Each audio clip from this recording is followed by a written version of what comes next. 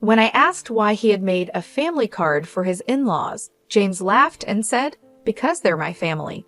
Of course, they should have a family card, right? Got a problem with that."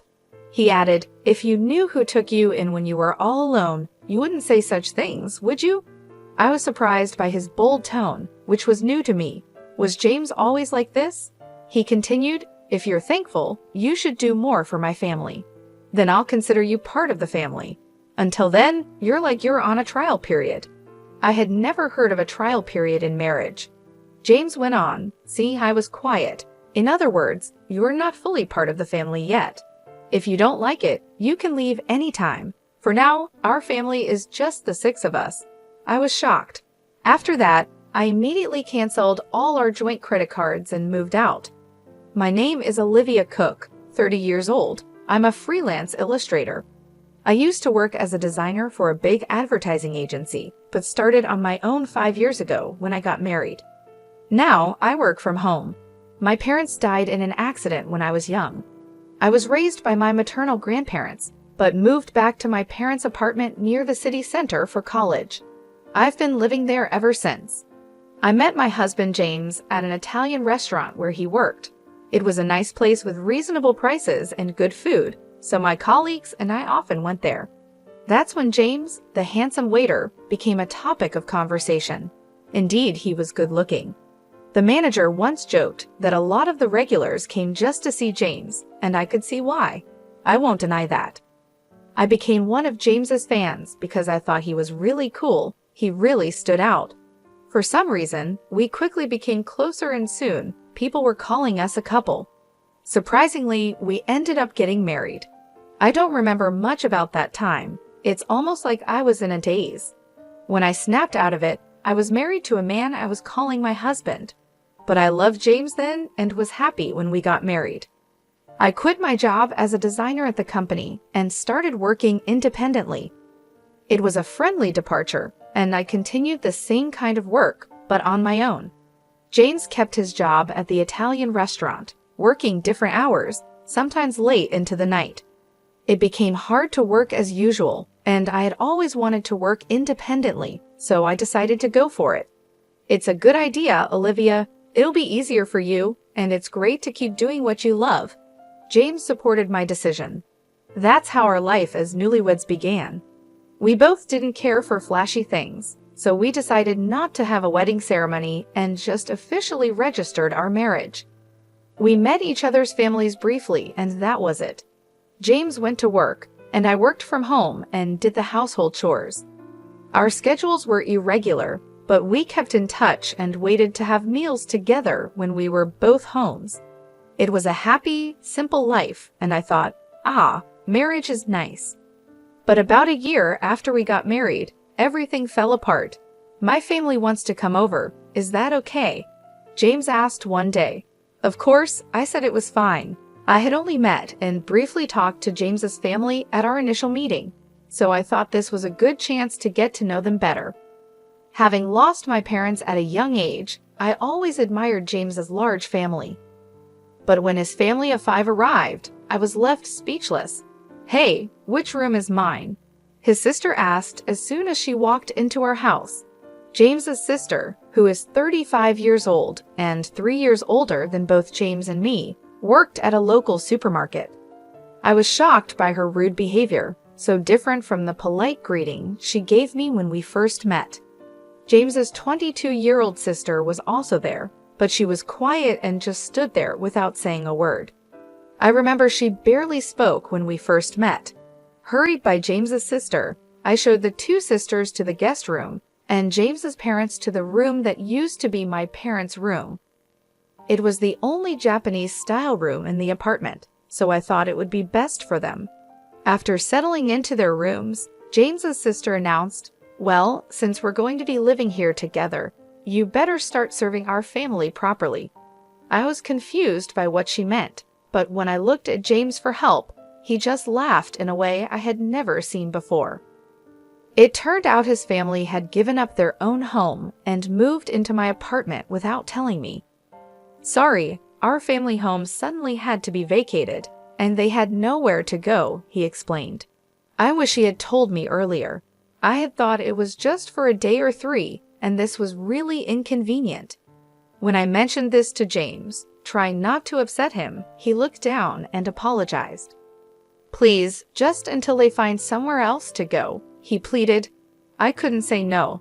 How could I turn away people in need, especially the family of someone important to me, without even a place to go? I reluctantly agreed to live together on the condition that they find a new place as soon as possible. But I would come to regret this decision. James's family showed no restraint. All 4 of them, from the day they moved in, did nothing and left everything to me, saying whatever they wanted. They made no effort to look for a house or a job. When I asked about their jobs, I was in for another surprise. Oh, I quit that lousy supermarket job, she had said. She was employed, but apparently it was just part-time work. I had thought she worked full-time because of her age, but she told me she hadn't had a steady job since high school. James's parents also had part-time jobs, which they quit before coming here. And of course, James's other sister was unemployed.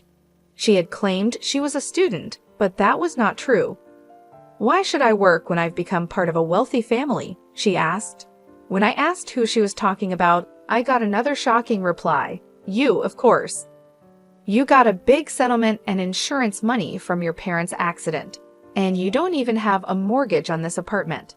You can live without working, James's sister said, laughing. I complained to James when he got home, but he yelled in a way I had never seen before. Everyone's tired from suddenly having to leave their home. Let them rest for a while. Or do you want to kick out my family, Olivia? Stunned, I froze. Then James suddenly softened his tone. Sorry for yelling. I'm having a tough day too. Can you just be a little more patient? Looking back, James was skilled at manipulating situations with a mix of kindness and harshness. But at that moment, I didn't see it and agreed to endure a bit longer. The tyranny of James's family got worse. They treated me like a servant at home and demanded money when going out. We can't job hunt without a penny, can we? It's fine, but if we can't find work, we'll just keep living here, they said. I reluctantly gave them some money, which they claimed to have spent without finding jobs. They probably never looked for work, but if I said that, they would accuse me of lying without proof, and James's whole family would blame me for hours. Telling James didn't solve the problem. Everyone's frustrated about not finding jobs. Sorry, just bear with it a little longer. I'll talk to them, James said, trying to smooth things over. But as time went on, I felt like saying anything was pointless. However, the frequency of them asking for money gradually decreased, perhaps because James said something, so the issue seemed to resolve itself. Of course, the money I had given them was never returned. Then, after about 2 months of living this way, I noticed something alarming. Why is the credit card bill so high? Could it be unauthorized use? When I quickly checked the credit card statement, all the charges were made with family credit cards. The purchases included food, drinks, books, games, and even expensive brand bags and clothes. Each item was labeled with a number from 1 to 6, showing that 6 family credit cards had been issued. These credit cards were in my name, with James using the family cards. It seems like you'd be better at handling this, and it's more convenient to consolidate payments, right? Can I leave it to you? He had said, and I ended up managing them. But it turned out these family cards had been issued without me knowing. James's family stopped asking for money because they could now make credit card payments and cash withdrawals. When I confronted James about why he made family cards for his in-laws without asking me, he laughed and said, "Well, you complain when they say they have no money, so what choice do I have? Besides, you know who took you in when you were all alone, right?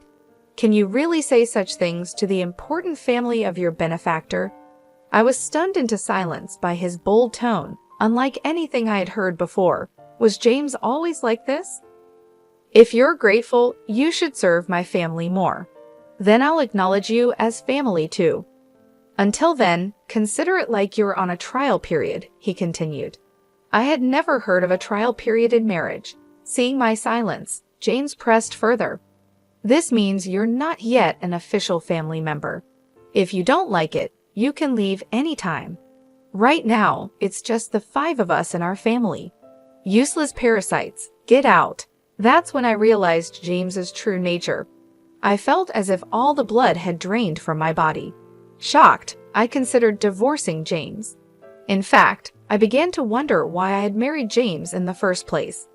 Initially, I just thought he was a handsome guy, like the other girls. I was just excited about him being handsome, without any particular reason. Then one time, when I went to the restroom, James approached me. "You seem different from other people, Olivia. I don't know, kind of mystical." Sorry, it's not something I should say to a customer. I was surprised but kept listening, and I gradually started to pay more attention to James. Maybe that was his plan to make me like him. When I think about it calmly, it makes sense. I remember once when James came to our table for small talk. A colleague jokingly said I was a wealthy lady living alone in a condo. It was right after that he started talking to me, probably because he was interested in my wealth and the condo. Honestly, James wasn't really my type. To put it nicely, he was modern. To put it bluntly, he seemed a bit frivolous. I liked mature men who spoke quietly and seriously, but somehow I ended up falling for James. I'd always found that strange since James was the typical handsome guy, and it must have been easy for him to charm a woman, especially someone like me who was new to the workforce and not used to men. I fell for his tactics and ended up marrying him. This thought made me feel so frustrated and embarrassed. I felt like destroying everything in the house, but I wasn't foolish enough to act on that impulse. Instead, I decided to get revenge. To do that, I needed to endure this life a little longer. Just like James manipulated me, I planned to control his entire family. The condo we live in was bought by my father with a mortgage soon after I was born. It wasn't very expensive back then, but the area developed rapidly with a new shopping center nearby, and now it's considered a luxury condo. My parents, hoping for more children, bought a spacious condo. That's why there's enough room, even with James's family moving in.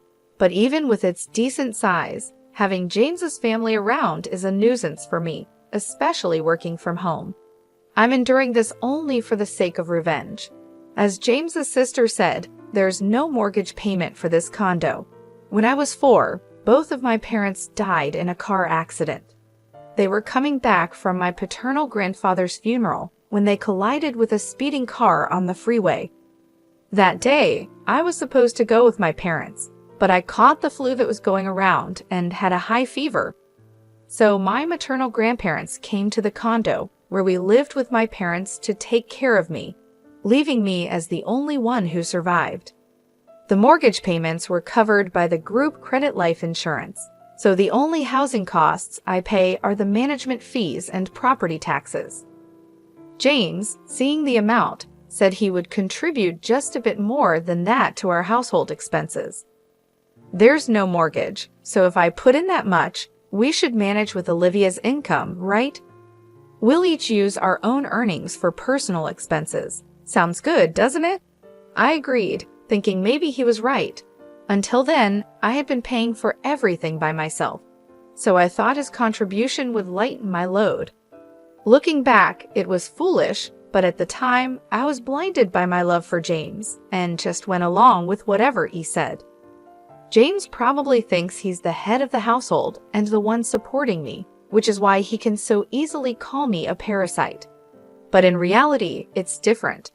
I pay for most of the expenses like utilities, food, social expenses, and entertainment. And now, 5 real parasites had been added to my household, making it impossible to manage with just that amount. I wanted to get rid of them as soon as possible, but I pretended not to notice and endured. I gritted my teeth and let James's family freely shop, reminding myself that I'll be the one laughing in the end. Then, 5 months after deciding to divorce, the day to act finally came. "I'm tired. Please decide, it's either me or your family," I told James, presenting him with a final decision. He was surprised, but I continued without concern. None of your family members lift a finger to help around the house. They just dump all their chores on me. You know I work from home. I'm not just playing around. Yet they treat me like a freeloader and tell me to know my place since you're supporting me. I've had enough, I cried. I confronted James. He smirked at me and said, "Then you should leave. Didn't I tell you before? You're not really part of this family yet. Giving up like this means you didn't earn your place in the family." I acted shocked as I looked at him. What are you surprised about? If you can't live with my family, then you're the one who has to leave. Oh, and since I'm not at fault, I'll take this apartment as alimony, and I'll take half of your savings as part of the property division. Ah, so that was his plan all along. That's why his whole family kept harassing me, trying to drive me out. I knew it, but hearing it said outright was still a shock. It was someone I once loved and even married, but thanks to this, I made up my mind. Fine, I said, deciding to divorce James. But this condo is mine, and I'm not at fault either. What did you say the reason for the divorce is? You allowing your family to live with us without asking me and your family ignoring me, I said firmly to James. He seemed shocked that I outright rejected his proposal, not expecting such a response. It made sense, as I had always complied with his demands since our marriage. Thinking back on it made me angry. I don't want to spend another second with you all, so I'll leave now, but you should also prepare to leave. It's a joke, right? This is our home. We won't leave. Ever heard of residential rights? You can't just force people out who live here, James shouted. Ignoring his ranting, I left the house and went to my grandparents' place. I explained everything and asked if I could stay until things were settled. My grandparents were shocked to learn what I had gone through and scolded me for not consulting them earlier. With tears in their eyes, I apologized. "Grandma, Grandpa, I'm sorry for worrying you, but I'll be okay now. I might look fragile, but I'm not really," I said, forcing a laugh with tears in my eyes. The day after I left the apartment, James contacted me right away. "Hey, what's this all about?" "What are you referring to?" I asked. "About the certified mail." I was impressed by how quickly things were moving. I had handed the divorce proceedings over to a lawyer, and when I told them yesterday that I was leaving the house, they arranged for everything to be sorted out today. "I'm not paying any alimony, and I'm not leaving the condo," James declared. But legally, he had an obligation to pay, and he didn't have the right to continue living in that apartment. "What are you talking about? That apartment is mine too, since we're married. If you insist, then pay me half its value to buy me out," he said. Such an absurd claim. Talking like this is getting us nowhere. "Please communicate through my lawyer from now on," I said, ending the call. I knew he would probably call again tomorrow, but I had no desire to talk any more that day. As expected, he called the next morning. "Hey, what's this all about?" He repeated the same line as yesterday, showing no creativity. "What are you referring to?" "The card's not working." "What did you do?" "What I did was cancel it. That card was mine, and you were just using the family card, remember?" Indeed, before leaving the house, I had switched all the contracts from that card to another and canceled it. Of course, the family cards would stop working when I canceled mine. I was the one paying for it. "Yes, you paid the apartment's management fee and property taxes, just for the first 4 months. It's not much, but I can deduct that from the alimony if you like," I mocked him. I heard some indistinct shouting from the other end of the phone. That's right, James only paid the agreed amount for just 4 months. He made various excuses about the store and whatnot, always finding a reason to ask me to wait, but then he stopped paying altogether. If he forgot and thought he was still paying, that's some poor memory. But I didn't care anymore. He's someone I'm cutting ties with. His memory doesn't matter to me. That's the situation, so please pay your half of the living expenses I've been covering. I've kept a detailed record of our household expenses, which I'll use as evidence to fairly divide our savings. It's marital property, he demanded. Yes, I understand. Let's split it accordingly, I agreed. He ended the call with a reminder not to forget. A few days later, I got another call from him using the same line. I realized they lacked not only memory, but also vocabulary. What do you mean by the split of shared property? Why is it zero? You must be rolling in cash from your parents' insurance and alimony, he said. Ah, so that's what they were thinking. I patiently explained that my savings before marriage weren't part of the shared property, and since we had no savings after marriage, it naturally amounted to zero. Don't lie to me. If you think I'm lying, why don't you consult with someone? From now on, please communicate through my attorney. I won't be speaking to you directly anymore. Goodbye, I said, then hung up the phone and blocked James's number. 1 month after I left the house, James and his family finally moved out of the apartment. Not because they had a change of heart, but because they couldn't sustain their lifestyle. Naturally, James's income alone wasn't enough for a family of 5. They were used to shopping extravagantly with my card. Telling them to cut back now was impossible. I had let them use the card intentionally for this, knowing it would come to this. His family started pestering James for shopping money, and when he refused, they began stealing from his wallet. Even when James got angry, they blamed him for kicking me out. To top it off, the electricity, gas, and water were all shut off. Of course, I had arranged for that since I didn't plan to live there for a while. James tried to get the utilities restored immediately by phone, but the house was in my name, so no one else could reconnect them if the owner had them stopped. During the hot summer and early fall, his family couldn't handle the extreme heat and eventually left the condo. Where they went, I neither know nor care. James tried to stay until the end, but he eventually gave up because there was no electricity and he couldn't bathe. The divorce proceedings went faster than expected, not because James had a change of heart, but because he made mistakes. He cheated on me while we were still married, or rather, he started making moves on someone thinking he could kick me out soon. He boasted about owning a luxury apartment in a prime location downtown, using it to attract young girls. It's surprising he did this while his family was around, but he had a history of such behavior, so they didn't mind. Before leaving, I had installed cameras in several places in the house, which captured all the evidence. Maybe he underestimated me, but he really did disrespect me. He brought his family into my home without my permission, made a family card, and left me the bill, kicked me out, and cheated on me. I demanded a hefty sum in alimony for all these. When James saw the amount, he turned pale and desperately pleaded for reconciliation, but I had no such intentions. Knowing he couldn't pay, I made him borrow as much as possible from his company and took whatever I could get. When I threatened to sue him for fraud over the family card, he reluctantly agreed to my terms. Well, I hope he does his best to pay off his debt. The divorce is finalized, and I'm still staying at my grandparents' place. I haven't decided what to do with the apartment yet. I might sell it.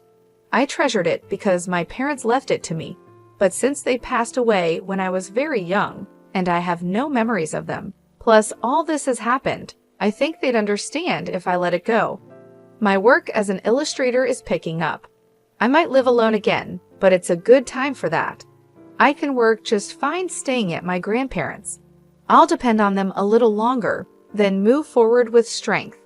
Next time, I won't be fooled by a man who's only good looking. I hope to find a partner I can share my life with.